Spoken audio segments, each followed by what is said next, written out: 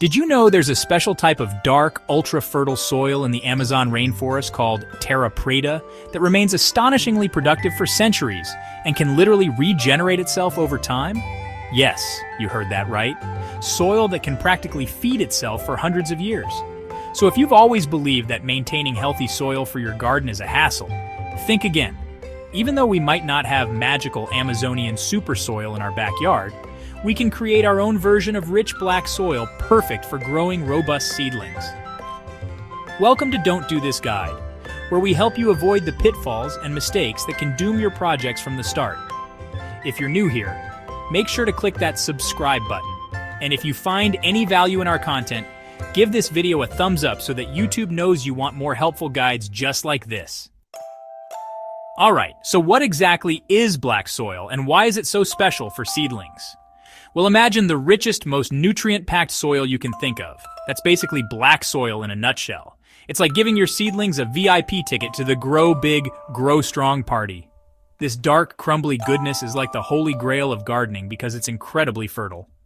Black soil also has this amazing ability to hold on to water like a champ, which is crucial for seedlings because their roots are still developing and need consistent moisture. It's like giving your seedlings their very own oxygen bar. So to sum it up, black soil is like the ultimate superhero for your seedlings, providing them with the perfect environment to develop strong roots, absorb nutrients efficiently, and grow into healthy, thriving plants.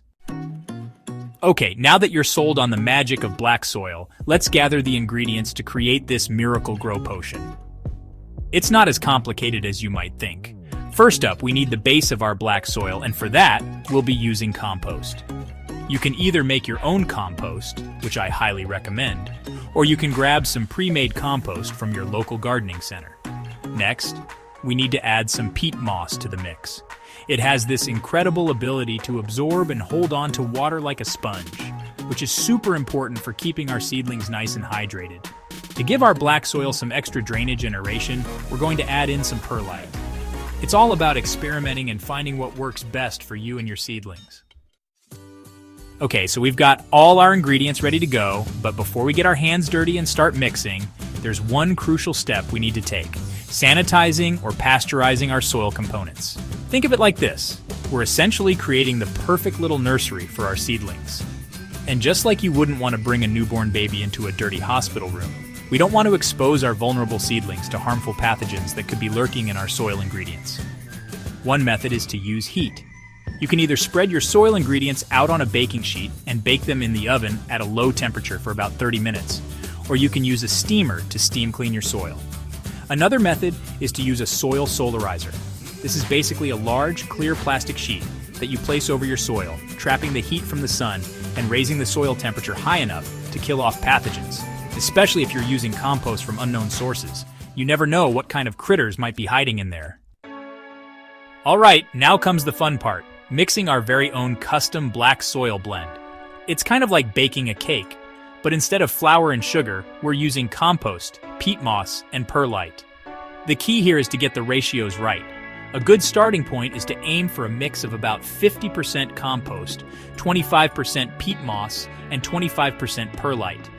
Once you've got all your ingredients measured out, simply dump them into your mixing container and start blending. You can use your hands, a trowel, or even a small shovel to mix everything together thoroughly. The goal is to create a homogeneous mixture where all the ingredients are evenly distributed. Alright, our black soil is almost ready for its close-up, but before we give ourselves a pat on the back, there are two more crucial factors we need to address: moisture and pH. Think of these as the finishing touches that will take our black soil from good to absolutely perfect for our seedlings.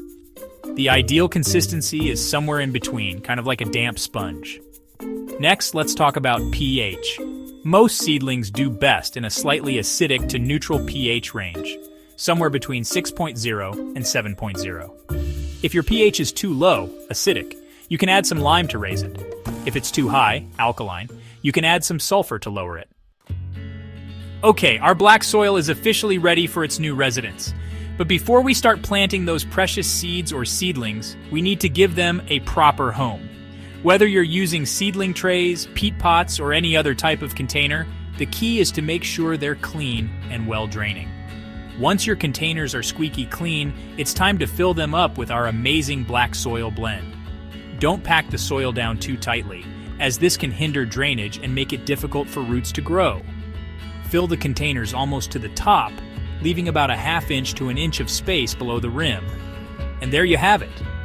Your seedling trays or pots are now prepped and ready to receive those tiny seeds or seedlings. All right, this is it, the moment we've all been waiting for, planting time. Now, whether you're starting from seed or transplanting existing seedlings, the process is pretty straightforward. If you're starting from seed, check the seed packet for recommended planting depth. Make a small indentation in the soil with your finger or a pencil. Drop in the seed and gently cover it with soil. If you're transplanting seedlings, use your fingers or a small trowel to make a hole in the soil slightly larger than the seedling's root ball. Once your seeds or seedlings are in place, give them a good watering using a gentle watering can or a spray bottle. And that's it. You've successfully planted your seeds or seedlings in their new, nutrient-rich black soil home. Okay, so you've created the perfect black soil blend and your seedlings are happily settling into their new home. But before you go celebrating with a victory dance, let's talk about some common mistakes people make when using black soil. Mistake number 1, overwatering. To avoid drowning your seedlings, make sure the soil is allowed to dry out slightly between waterings. Mistake number 2, using the wrong type of compost. Some composts, like those made from animal manure, can be too hot for seedlings, meaning they contain high levels of nitrogen that can burn those delicate roots. Mistake number 3, forgetting to fertilize. To keep them well fed, it's important to fertilize them regularly with a diluted liquid fertilizer. If you found any value in today's guide, please hit that like button. It's a small action that makes a big difference by telling YouTube to share this video with more plant enthusiasts. And if you aren't already part of our community, subscribe to Don't Do This Guide for more tips, tricks, and especially the don'ts that can save your projects from disaster. We're here to help you avoid mistakes and make your gardening journey a whole lot smoother.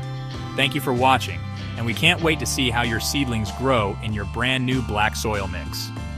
Remember, gardening is all about patience, learning, and having fun. Until next time, this is Don't Do This Guide, signing off.